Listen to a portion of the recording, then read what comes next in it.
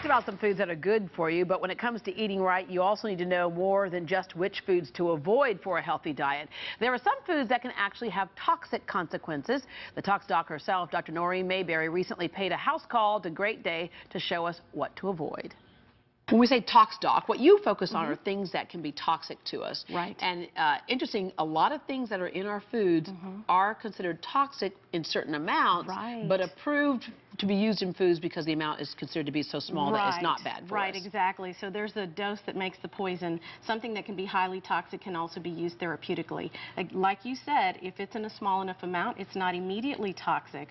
But because we get a greater dosage in how we eat, we get long-term consequences. Yeah, because who's really watching that? We talk about sodium nitrate. You should only have this much. Well, it's in so many different things that your breakfast, lunch, and dinner, you're loading up on it and probably going way above what the recommended amount is. Way above what the daily recommended amount is. Plus, we're not sitting up there and reading everything that we eat, unfortunately. And that results in disease. That results in chronic disease. And, you know, this is why we're here today to talk about everything that you should really be careful about and pay attention to from a long-term health standpoint. Okay, let's talk about the foods that you say we need to take a closer look at. Yes. So first I'm going to talk about gluten, and gluten can be found in wheat bread. Gluten is found in a number of grains, barley as well. Okay, but we've been told 100% whole wheat bread, that's good for you. Yes, it sounds like it's good for you. However, if you notice symptoms like bloating, irritability after you eat, it may be because you have non-celiac gluten sensitivity. That can cause an artificial immune response, which can lead to the destruction of healthy cells. So that is something that you need to look for. There are so many more cases of non-celiac gluten sensitivity that are being reported every day because we're increasing our dosage and we're becoming sensitized to gluten. Yeah, but most of us are walking around, we don't know it, we just feel bad. Right, and we feel like we have to have gluten with every meal in the American diet. Yeah. And that's not necessarily the case. Okay, cherry pie feeling. What, pray tell, is wrong with cherry pie feeling? There's nothing more American than cherry pie, isn't there? The problem is when you get it out of a can, it also is coated with BPA. And BPA, or bisphenol A, is so prevalent in our environment. I mean, it's even the ink on our cashier register receipts.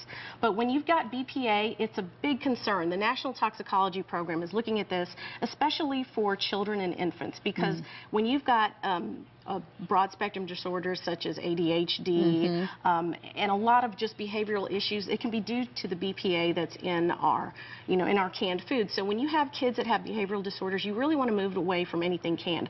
Us as adults, we don't want this either because, again, you've got long-term chronic disease. You don't want neurological changes because, we want to keep all the brain cells we have. We can't grow new ones. And I need some new ones. All right, this is another one right here. A lot of people, we are addicted to soda, but they'll turn to a diet soda because at least we feel like we're not getting the sugar that you have in the regular ones. You're not getting the sugar, but you could be getting depression, you could be getting severe anxiety attacks, and you could be getting a lot of other mood changes, and you don't know where they're coming from. It could be coming from this artificial chemical that they're disguising as a sugar substitute. Okay. So this is a big concern. There was a study where they looked at epidemiological, and 25% of the people reported those types of symptoms, severe type of mood changes, anxiety attacks, and it was from consuming this aspartame. So that's a big issue. 25% of 551 people, that's something that you need to pay attention to. Yeah, the other thing we pay attention to is food labels, because this is tough, because this is what would sell me. 0 calories, 0 caffeine,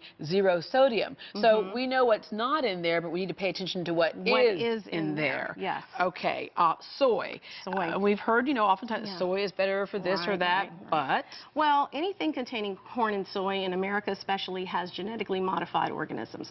And so those are neurotoxicants to pests to try to keep them away. They're embedded in the seed so that you have a greater yield. But you've got trace amounts in the food. And there are emerging studies that are showing that you've got a lot of central nervous system effects. You've got changes to the mood as well. So GMOs are something you really want to limit your intake of. And again, you really have to read labels there because almost everything contains corn and soy. Okay. So roasted nuts, not roasted nuts. I love me some dry roasted nuts. Roasted nuts, the problem with roasting nuts, even almonds, is they can release acrylamide. And acrylamide is a known carcinogen.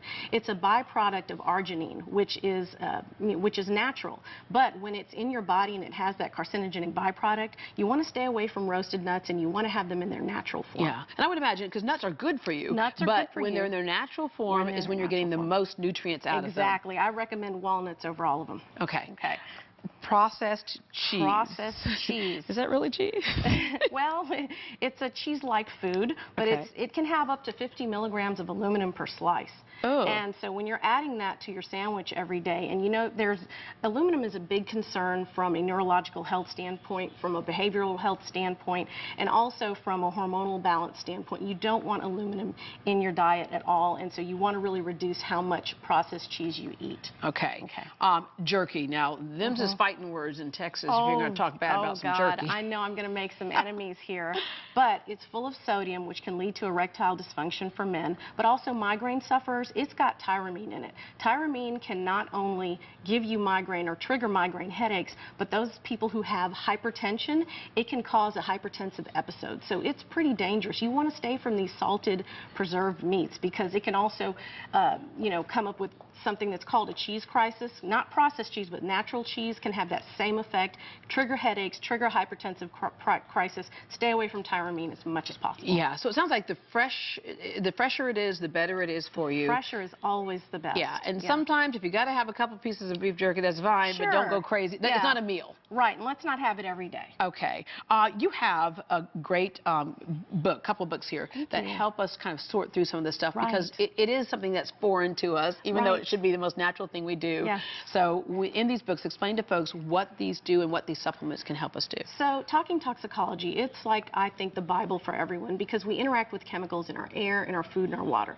The easiest way to get chemicals into our body is to keep breathing. We don't want to stop doing that. No. The second easiest way is by what we put in our mouth. So talking toxicology really breaks down how to reduce your exposures. We can't get rid of our toxic exposures in the environment, but we can control what we put in our mouths, what we have in our homes. And it also breaks down the chronic disease and the consequences.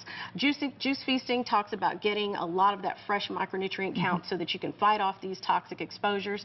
And I've got that supplement that targets kidney and liver health. It's all food-based, all plant-based, vegetarian, and it helps, you know, keep that liver going. That's your major detoxifying organ. Yeah. All right. Well, thank you very much. Thank you. And to find out more about foods with toxic consequences and Dr. Mayberry's advice on reducing your body's toxic burdens, just go to greatdayhouston.com. Well, Dr. Mayberry oftentimes talks about brominated vegetable oil, and right after we taped that segment, several companies announced that they are taking brominated vegetable oil out of their citrus drinks. So the industry is changing. Well, another way to get rid of those toxins in your body is to sweat it out. And up next, we're really turning up the heat with one of Houston's hottest bachelors. He's so hot, he may give you a new meaning to stop, drop, and roll.